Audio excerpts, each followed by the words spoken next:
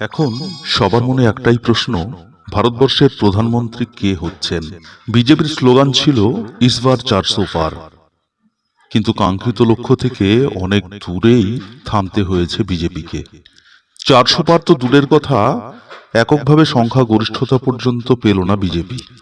2014 সালে বিজেপি এককভাবে 282টি এবং 2019 সালে 303 আসন পেয়েছিল নরেন্দ্র মোদীর সরকার।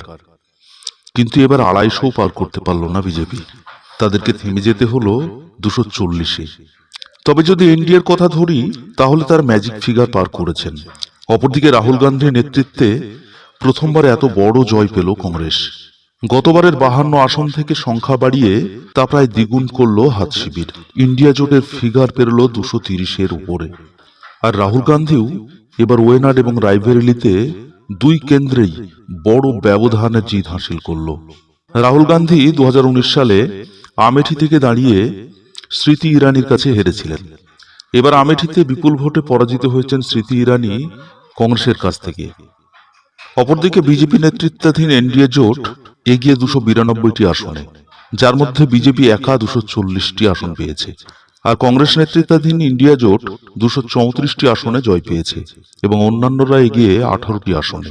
বিজেপি কিন্তু তৃতীয়বারের জন্য সরকার গড়ার বিষয়ে আত্মবিশ্বাসী। তবে বিষয় হলো, বুধবার বিরোধী জোটের বৈঠকে কোনো চমক দেয় কিনা সেটাই এখন দেখার।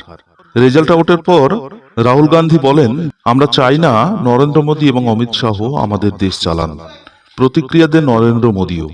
তিনি বলেন, টানা তৃতীয়বার মানুষ এনডিএর উপর ভরসা রেখেছেন। এটা ভারতের ইতিহাসের গুরুত্বপূর্ণ ঘটনা।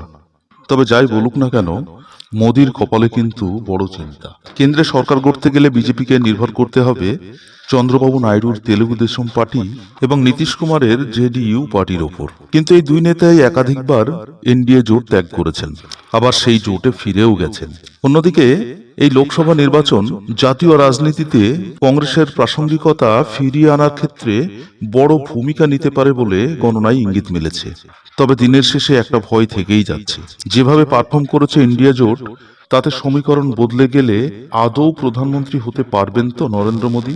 এমন প্রশ্ন মাথায় ঘুরপাক খাচ্ছে। এটাও মনে করা হচ্ছে যে রাজনীতির প্যাচে হয়তো সরকার গঠন করতেই পারবে না বিজেপি। প্রথমেই জানিয়ে রাখি যে এখনো পর্যন্ত ট্রেন্ড অনুযায়ী বিরোধী ইন্ডিয়া জোট যথেষ্ট সক্রিয় হয়ে রয়েছে।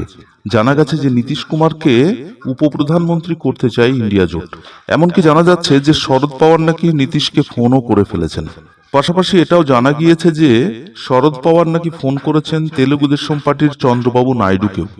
অনেকেই মনে করছেন নীতিশ কুমার এবং চন্দ্রবাবু নাইডুকে ইন্ডিয়া জোট নিজেদের দিকে টেনে নিলে পাশা পাল্টে যাবে। নীতিশের জনতা দল পেয়েছে 12টি আসন এবং চন্দ্রবাবু নাইডু 16টি আসন পেয়েছে। অর্থাৎ এদের দুজনকে না পেলে বিজেপি কিন্তু সংখ্যাগরিষ্ঠতার ভিত্তিতে সরকার গঠন করতে পারবে না।